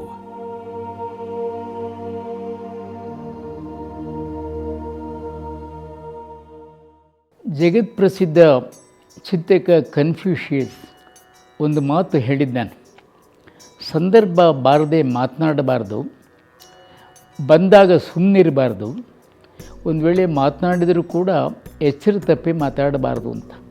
ಬಹುಶಃ KoChe ಚನ್ನಬಸಪ್ಪನವರು ಈ ಮಾತನ್ನು ಅನುಸರಿಸ್ತಾ ಇದ್ದರು ಅಂತ ಹೇಳಬಹುದು. ಈ ಬಸವಾದಿ ಶರಣರ ಮಾರ್ಗದಲ್ಲಿ ಪಾರದರ್ಶಕವಾಗಿ ತನ್ನ ಕರ್ತವ್ಯ ಶ್ರದ್ಧೆಯಲ್ಲಿ ಸಂಪೂರ್ಣವಾಗಿ ಸಮರ್ಪಿತ ಚಿತ್ತನಾಗಿ ಹೇಗೆ ಬದುಕಬೇಕು ಅಂತ ಅನ್ನೋದಕ್ಕೆ ಒಂದು ಜೀವಂತ ಉದಾಹರಣೆ ನಮ್ಮ KoChe ಚನ್ನಬಸಪ್ಪ. ಅವರು ಏಕಕಾಲಕ್ಕೆ ಗಾಂಧಿವಾದಿಯಾಗಿದ್ದರು, ಮಾರ್ಕ್ಸ್ವಾದಿಯಾಗಿದ್ದರು. 20ನೇ ಶತಮಾನದ ಜಗತ್ತನ್ನು ರೂಪಿಸಿದಂಥ ಎರಡು ಮಹಾನ್ ತತ್ವಗಳು ಅವು. ತಾವು ಅನುಭವಿಸಿದಂಥ ವೃತ್ತಿಯಿಂದ ಹಿಡಿದು ಅವರು ತೊಡಗಿಸಿಕೊಂಡಂಥ ಸಾಮಾಜಿಕ ಕಾರ್ಯಗಳೇನಿದ್ದಾವೆ, ಚಟುವಟಿಕೆಗಳೇನಿದ್ದಾವೆ, ಎಲ್ಲವುಗಳನ್ನು ಒಳಗೊಂಡಂತೆ ಪಾರದರ್ಶಕವಾದ ನಡೆ. ಆ ದೃಷ್ಟಿಯಿಂದಲೇ ಒಂದು ತರಹ ಅವರು ಬಹಳ ಶೀಘ್ರದಲ್ಲಿ ಕೋಪಗೊಳ್ತಿದ್ರು. ಆದರೆ ಅಷ್ಟೇ ಅವರ ಅಂತಃಕರಣ, ತಾಯಿಯ ಅಂತಃಕರಣದ್ದು, ಅದನ್ನು ಅನುಭವಿಸಿದವ್ರಿಗೆ ಗೊತ್ತು. ದೂರದಿಂದ ನೋಡಿದವ್ರಿಗೆ ಮಾತ್ರ ಒಂದು ದುರ್ವಾಸ ಪ್ರಜ್ಞೆ ಅಂತಲೇ ಅಂದ್ಕೊಳ್ತಿದ್ದಿತ್ತು. ನಮ್ಮ ತಂದೆಯನ್ನು ತುಂಬ ನಿಷ್ಠುರ ವ್ಯಕ್ತಿ ಅಂತ ಬಹಳ ಜನ ಡಿಸ್ಕ್ರೈಬ್ ಮಾಡ್ತಾರೆ. ಬಟ್ ನನ್ನ ಇಂಟರ್ಪ್ರಿಟೇಷನ್ ಈ ವಾಸ್ ನಾನ್ ಕಾಂಪ್ರಮೈಸಿಂಗ್. ಅಂದರೆ he believed in something like one who is afraid of making enemies will never find a true friend. So he was not afraid of making enemies. ಆ ಸ್ವಾತಂತ್ರ್ಯ ಹೋರಾಟದಲ್ಲೂ ಪಾತ್ರವಹಿಸಿ, ಏಕೀಕರಣದಲ್ಲೂ ಭಾಗವಹಿಸಿ, ಬರವಣಿಗೆಯ ಮೂಲಕವೂ ತಮ್ಮ ತತ್ವನಿಷ್ಠೆಗಳನ್ನು ಪ್ರಚಾರ ಮಾಡಿದಂತಹ ಬಹುಶಃ ಕೊನೆಯ ವ್ಯಕ್ತಿಯಾಗಿ KoChe ಇವತ್ತು ನಮ್ಮ ಕಣ್ಣ ಮುಂದೆ ಯಾವತ್ತೂ ಇರ್ತಾರೆ. ಅವ್ರ fine blend of social life, progressive life and philosophical life. ಸಾಮಾನ್ಯವಾಗಿ ಎಲ್ಲರೂ ಒಂದು ಮಾಸ್ಕ್ ಹಾಕ್ಕೊಂಡೇ ಜೀವನ ಮಾಡೋದು. ಸೊ ಬಟ್ ಅವ್ರ ಜೀವನದಲ್ಲಿ ಅದು ಯಾವತ್ತು ನಾನು ನೋಡ್ದಂಗಂತೂ ಆ ಥರ ಇಲ್ಲ. ನಾವು ಗಾಂಧಿನ ನೋಡಲಿಲ್ಲ, ಅರವಿಂದೋ ನೋಡಲಿಲ್ಲ, ಆದರೆ ಎಲ್ಲರ ಪ್ರತಿರೂಪವಾಗಿ KoChe ಅಂತವ್ರು ನೋಡ್ತಾ ಇರ್ತೀವಿ. KoChe ಬಹುತೇಕ ಎಲ್ಲರನ್ನ ಪ್ರತಿನಿಧಿಸ್ತಾರೆ, ಒಂದು ಪ್ರತಿಮೆಯಾಗಿ ನಮ್ಮ ಎದುರಿಗೆ ನಿಂತಿರ್ತಾರೆ. He was the most secular person I have ever come across in my life, and the one who practiced it. People expressed in their condolences to me saying, he had a good and a long life. I would extend their comforting words with, he had a very purposeful life. ನಾನು ಪ್ರಶ್ನೆ ಕೇಳಿದ್ದೆ, ತಾತ what is the secret of A long life ಅಂತ. ನನಗೆ ಆಸೆ ಇಲ್ಲ, ಹಸುವೆ ಇಲ್ಲ ಅಂತ ಹೇಳಿದ್ರು. ಅದನ್ನು ಅವರು ಸಂಸಾರಿಯಾಗಿದ್ದರು, ಸನ್ಯಾಸಿ ಥರ ಬದುಕಿದ್ರು. ಇವತ್ತಿಗೂ ಕಥೆಗಾರ KoCheನೇ ಬೇರೆ, ಕಾದಂಬರಿಕಾರ KoCheನೇ ಬೇರೆ, ಹೋರಾಟಗಾರ KoCheನೇ ಬೇರೆ, ನ್ಯಾಯವಾದಿ KoCheನೇ ಬೇರೆ, ನ್ಯಾಯಾಧೀಶ KoCheನೇ ಬೇರೆ. ಹೀಗೆ ಒಂದೊಂದು ಮುಖವೂ ಬೇರೆ ಬೇರೆ ಆಗ್ತಾ ಹೋಗುತ್ತೆ. ಅದೊಂದು ಅರವಿಂದರ ಹಾಗೆಯೇ ಗಹನ. ನನಗೆ ಇವತ್ತಿಗೂ ಅರವಿಂದರನ್ನು ನಾನು ಸರಿಯಾಗಿ ಅರ್ಥ ಮಾಡಿಕೊಂಡಿಲ್ಲ. ಹಾಗೇನೇ KoCheಯನ್ನು ಅರ್ಥ ಮಾಡಿಕೊಂಡಿದ್ದೀವಿ ಅಂತ ಅನ್ನೋದಾದರೆ ಅದೊಂದು ಭ್ರಮೆ ಅಷ್ಟೆ.